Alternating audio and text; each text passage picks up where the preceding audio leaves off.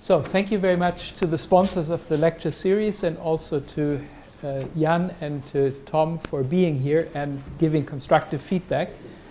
That's really very helpful. Jan has worked with the Health Impact Fund project for quite a while, and we've learned from him, and we hope we will learn more from your comments tonight. I'm just a mere philosopher, and so when you hear a philosopher trying to do something in the real world, this is sort of the beginning of a joke. And I hope that when you are through with this lecture, you'll agree that there's at least something that is worth developing by people who know a little bit more about the real world than philosophers usually do. So let me see whether this works.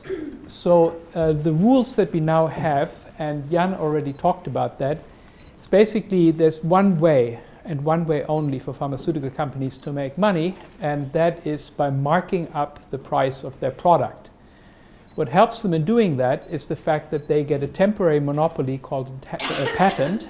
So during the time that their product is under patent, and often they have many patents on the same product, and they have various ways of extending the active patent life. But during the time that the product is under patent, they can charge what they want, and nobody can compete with them, except, of course, there could be products in the same therapeutic class that solve the same problem, but this particular molecule is theirs. That's not always been the case. This is, by the way, a system that is now global. Pretty much every country in the world, at least every WTO country, has to have that sort of a patent regime with 20-year product patents. What preceded that system was a wide variety of different patent regimes, where the most advanced countries had something very much like this, and the developing countries had very weak patent regimes. India is by far the most important because it's the home to many generic manufacturers.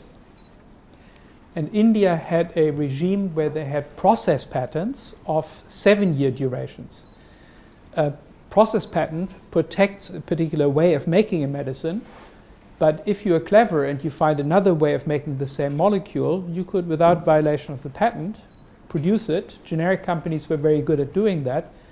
And since there are quite a number of generic companies in India, they competed with each other and got the price way down to something like 100th or even 1,000th of the price that the brand name pharmaceutical companies would charge. Indian manufacturers would sell the product all over the developing world.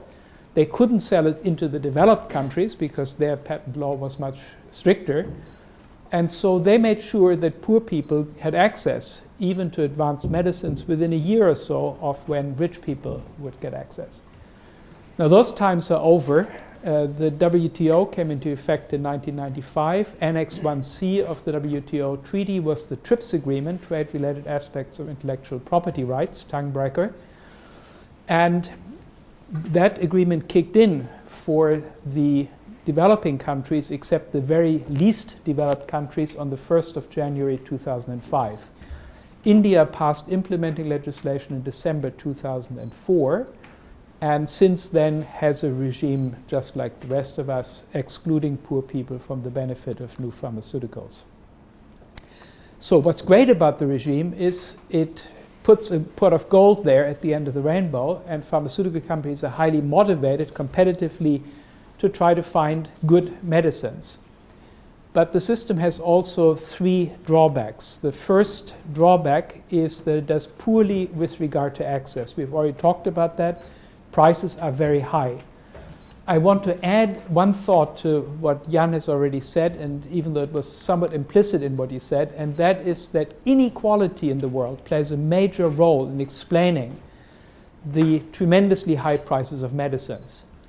So put it this way, you have a demand curve, and in the world as it is, it's very, very unequal. Globally, we have enormous income inequalities. The poorest half of humanity has 4.4% of global income.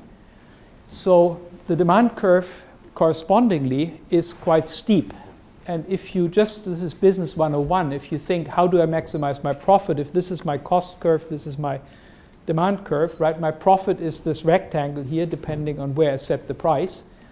It's pretty clear if the curve is something like that, I set the price sky high, because lowering the price to capture additional customers is just not going to be worth it, because I lose more money on the reduction in my markup than I gain by having additional customers.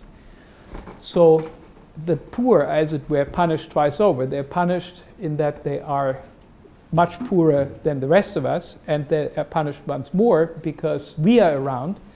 And because we are around and much richer than them, pharmaceutical companies find that the optimal price for their products is very high, catering to what we can pay and our insurance companies rather than to them.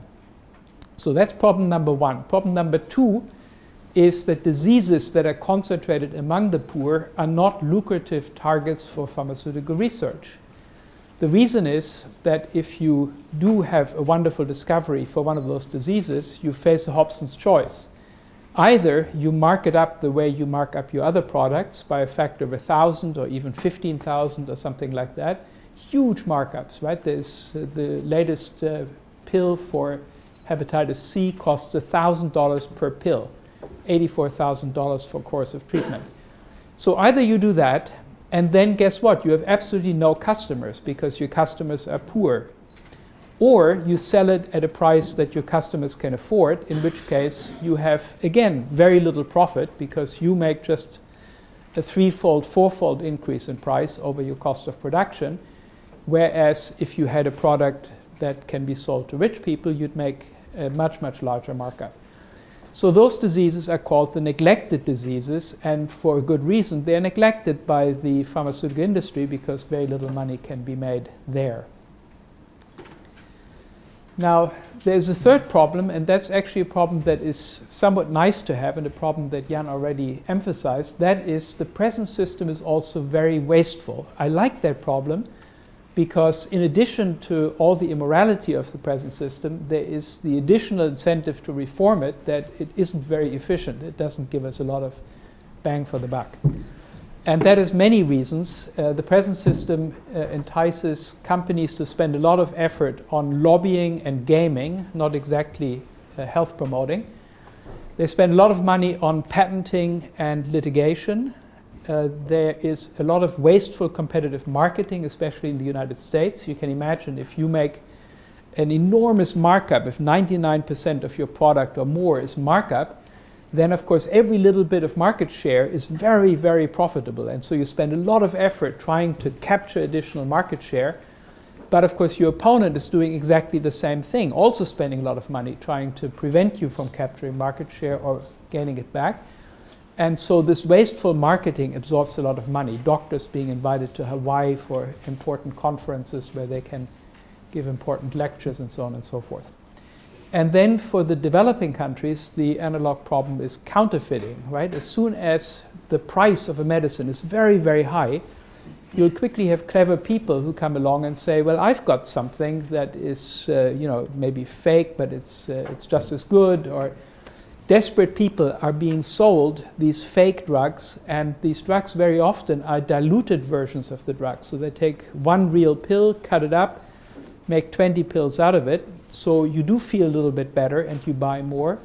But of course it's not strong enough to actually defeat the disease, and so you get drug resistance building up. We've had that in TB, for example, with the result that we are all at greater danger than before because of these drug-resistant versions of the medicine, of the disease floating around. So those are three very big problems with the existing system. And the question is, what can we do about it?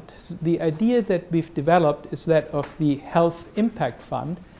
And one important thing about it is it's a complement to the TRIPS agreement. The TRIPS agreement is very difficult to change because you can change things in the WTO only with unanimity. And so it's nice to think first and foremost about what we can do even without changing the TRIPS agreement. So the Health Impact Fund leaves the TRIPS agreement in place, but it does undermine it, as you will see in a moment. What it does is it offers to pharmaceutical innovators for any one of their products the opportunity voluntarily to register it with the Health Impact Fund for rewards. The rewards take the form of annual reward pools, big chunks of money, 6 billion minimum, per annum. So each year there is a $6 billion payment that gets divided among the registered innovators, the registered products, I should say, in proportion to their health impact. So if your product is in there and it accounts for 8% of the health impact of all the registered products in a given year, you get 8% of the money in this year. This repeats for 10 years. At the end of the 10 years, you've had your reward and the product goes generic. So health impact could be measured in quality-adjusted life years. That's a standard measure of health impact. Now, where do we get the $6 billion? Well, in the first instance, we would get them from governments, but governments would also save money because, of course, they would have these drugs available. So all the ways in which government spends money for drugs, for example, in insurance schemes, national health systems, veterans affairs, whatever, foreign aid, in all these different contexts, governments would also, again, save money. Anyway, $6 billion isn't a huge amount of money relative to the social product of the world, which is now around 90 trillion. And it's also not a lot of money even relative to what the world is spending on medicines now, which is about 1 trillion. We're already spending $1 trillion on medicines. So under the scheme, registrants may keep their intellectual property rights, but they have to do one thing in exchange for getting this money, namely they have to promise to sell their product at the lowest feasible cost of manufacture and distribution. How would we know that? Would we just ask the pharmaceutical companies, what is your lowest feasible cost? No, we would not, for obvious reasons. What we would do is we would ask them to put the manufacture of the drug out for tender and let competing generic companies bid for the contract. The lowest bids, maybe 2, would be accepted, and the pharmaceutical company would then purchase, have these manufacturers produce the drug, purchase the drug from these manufacturers at the agreed upon price, and sell it on to wholesalers at that very same price. So the company would make 0 profit on the manufacture and sale of its product. The entire profit would come out of the health impact rewards that it would get out of these reward pools. Now, let's go through the 3 problems and see how the Health Impact Fund addresses them. The first one is the high price problem. Well, that would be history for the products that are registered because they would be available from the first day at the lowest feasible cost of production and manufacture. So for rich and poor people alike, everybody would have that product at a very low price.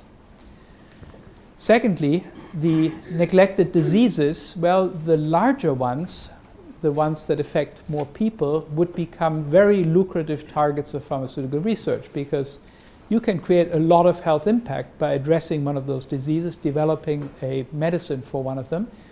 And since it would be sold at a very low price, you would actually reach all those people, no matter how poor they are, with your medicine. If they are too poor to even pay for the cost of manufacturing, why then you'd have an incentive to lower the price even a bit farther in order to capture additional health impact and health impact rewards.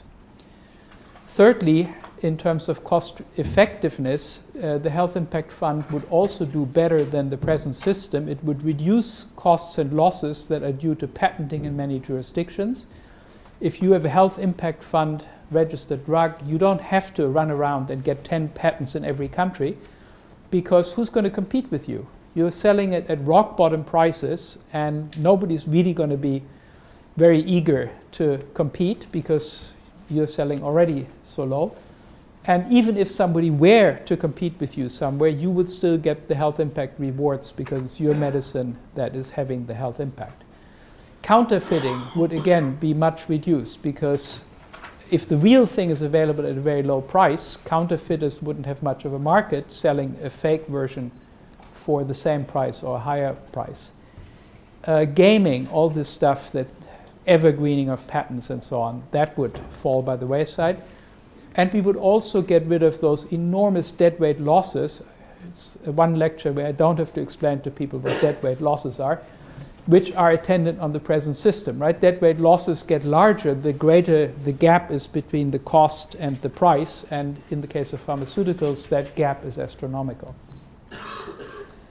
So in all these ways, the Health Impact Fund would be an improvement on the present system, and there are a few bonuses that are worth mentioning, additional improvements.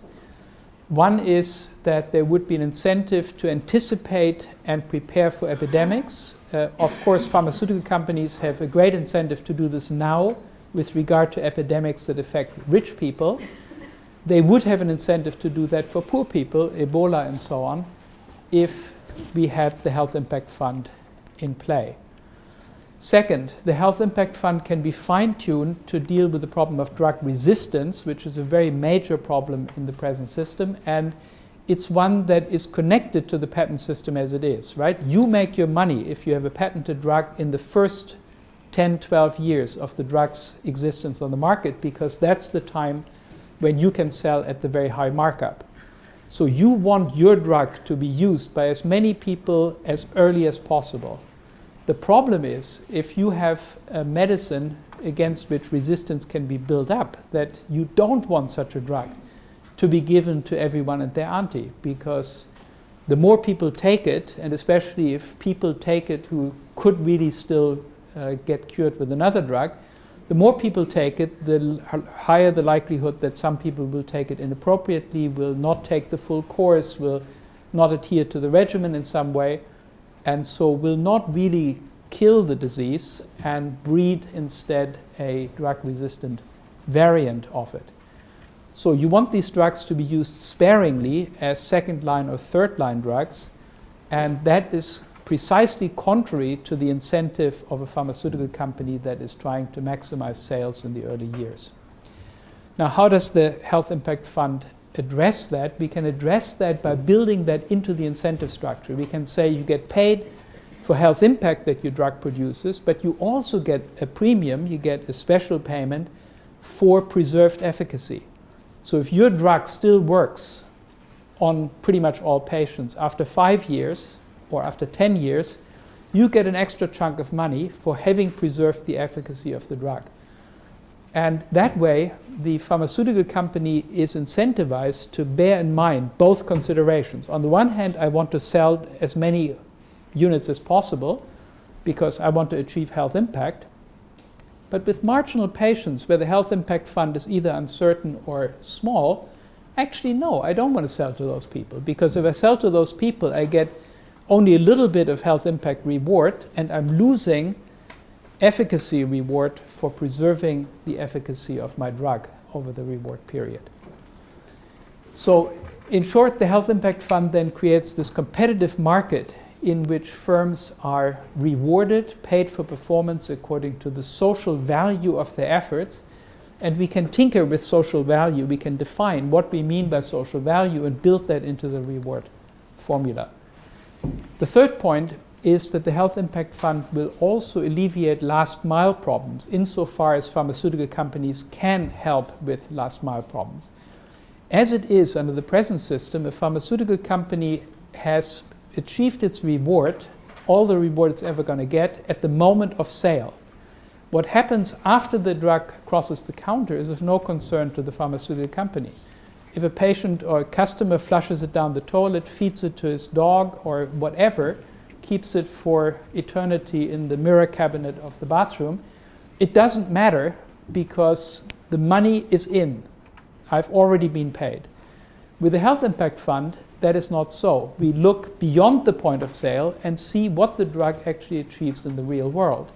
And so pharmaceutical companies now have an incentive to see to it that their drug is optimally effective. So they will look to reach the patients where the drug can do the most good.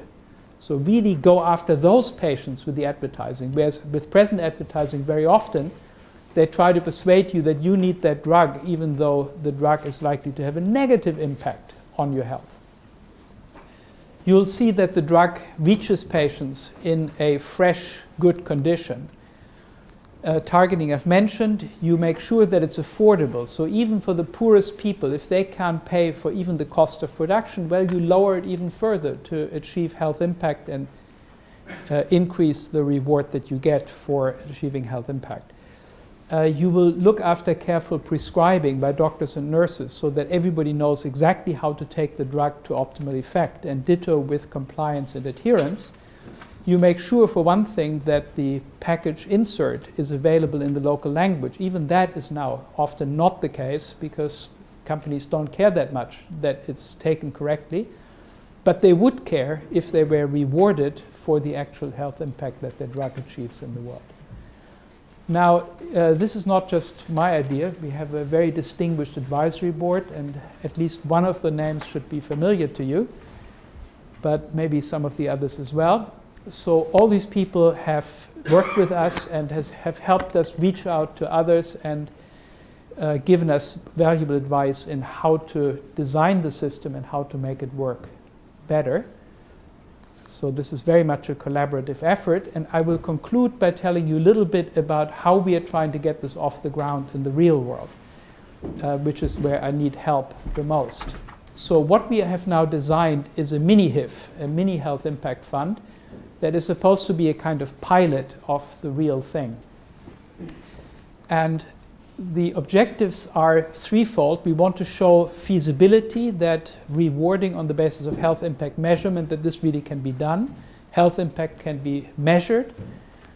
We want to show that there is value in the sense that we get good bang for the buck, that if we do pay on the basis of measured health impact, we can actually get a good bit of impact for a given amount of money. And we want to show that we have political support from governments, from pharmaceutical companies, intergovernmental agencies, foundations, NGOs, media, individuals, and so forth. And show that we have it, but also win more by showing how this can actually be done. So how would the Mini-HIF work? The Mini-HIF is just a single reward pool. We are thinking of something in the order of $100 million or euros. Could be 200, could be 80, but not much below 80. And here, with that money, for two reasons, we don't want to fund whole research and development projects that lead to a new medicine. One reason is that the money wouldn't be enough, and the other reason is that it would take too much time. We don't want to wait 10, 15 years with this pilot because we are too nervous and itchy to get the Health Impact Fund up and running, and so we want this Mini-HIF to be over in 4 or 5 years at the very most. So how would it work? Pharmaceutical companies would be asked to make a proposal to us, a proposal of how one of the existing medicines could be enhanced in its health impact, something extra that they could do over what they're already doing, to achieve additional health impact specifically among poor populations in the developing world. And experts would select roughly 4 proposals, or roughly 1 for every $25 million that we raise for the pool. And the selected proposals would then get exactly 3 years each to be implemented and to achieve health impact. At the end of the 3 years, this reward pool would be divided up among the proponents in proportion to the health impact that each proposal will have achieved. Now, we are not doing this on our own. We have a few partners who are working with us on working this up. There's the Global Fund that has actually been very, very supportive from the beginning many years back.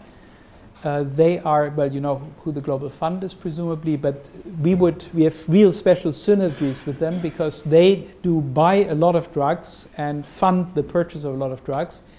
And so if effective drugs were available cheaply for the diseases of the poor, the Global Fund would save a lot of money. They would be a great beneficiary of the Health Impact Fund idea. We'd need an expert committee that selects the top proposals. We have the Institute for Health Metrics and Evaluation, which is a Gates Foundation funded outfit in Seattle, as our collaborator for measuring the health impact. They do this for a living, have done it for 25 years. They have in particular worked with the Quali-Dali methodology. We would have funding, hopefully from governments, intergovernmental agencies, foundations, NGOs, and philanthropists. We are now running around head in hand, collecting money for the Mini-HIF. And we'd have the World Bank as our adult partner for safekeeping the money and for then collecting and distributing the funds. So what could firms propose? What sorts of things do we have in mind for the Mini-HIF? For example, they could develop a heat-stable version of a particular drug or vaccine that they've already developed, specifically for use in developing countries where, as you know, electricity is often a problem, cooling is often a problem, and so a heat-stable version would preserve freshness and efficacy much better. They could develop a fixed-dose therapy for use mainly in low-income countries. They could develop a pediatric dose for children. They could develop a new drug or vaccine that's in the exceptional case where they have something that is almost ready but where they have decided not to go through the last phase of clinical trials because it's just not worth it because the patients are mostly poor. They could develop a new distribution or treatment protocol that is useful especially for poor countries, or a new diagnostic that could be worked in combination with their particular drug to increase its efficacy or to increase the quality of the patient pool that gets the particular medicine. Proposals would be selected by the expert committee that we would compose on the basis of how much extra impact on health is this going to have, how much is this going to be likely to move the needle, is it innovative, is this something that we want around that is going to open up opportunities for additional innovative research, is it relatively easy, straightforward, and not too expensive to measure the health impact, and is there equity of access? Did they submit a detailed enforceable access plan with their proposal so that we can be sure that poor people really benefit from what they're doing? Proposals would be kept confidential, and there would be a second round where firms would have an opportunity to think about whether they really want to stay in the race for this, because we will tell them what the other proposals are, and that gives them a better, clearer sense of how much reward they might be able to expect. And they have a last-minute opportunity then to drop out if they feel that they don't want to participate. Now, I conclude with two last slides just to summarize the entire Health Impact Fund approach. The idea is that it would benefit all parties. This is, again, where the wastefulness comes in a positive way, right? If the status quo is really wasteful, there is the opportunity for a win-win-win-win situation where you can make everybody better off simply by cutting the waste. And that is what I think the Health Impact Fund proposal is doing. For innovators, it softens their moral dilemma. One thing that has amazed me, I've talked with a lot of people in the pharmaceutical industry, and I have seen people, right, how they suffer often. These are not evil people who are they're just making a profit and not thinking about morality. For many of them, this is very, very hard. And to be told, in the case of one researcher that I had breakfast with in Paris, which I'll never forget, they sort of junked his research project. He had a wonderful diarrhea product, and they just told him, that's it, don't bother, don't complete it. And he was crying just telling me the story, how close they were and how great it would have been to have this product on the market. And for many people in the pharmaceutical industry, this is a really difficult thing. And we want to soften that dilemma. We want to make it possible for them to do what they think they morally ought to do and to do it in a way that they can justify to shareholders. We want to align their prudential and their moral interests better than the present system does.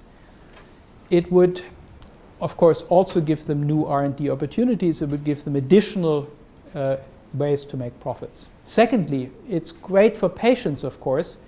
There's a broader arsenal of medical interventions, more affordable, and so on. And also for you folks in the richer countries, there is a better alignment of the motives of the pharmaceutical companies, right? In the moment, the pharmaceutical companies want to sell you stuff. And whether you get better or worse, frankly, is of no profit, from a profit point of view, of no concern for them. So long as you buy the drug, that's just fine. But with the Health Impact Fund, they need to achieve an improvement in your health. And wouldn't we as patients, wouldn't we love it if the pharmaceutical companies were motivated by our health and through their profit motive interested in health?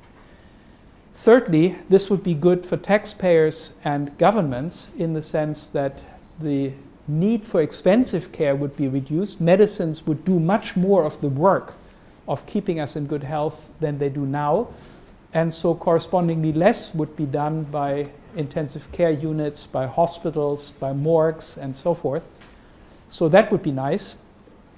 The human and economic burdens of disease would diminish significantly, especially in the developing countries.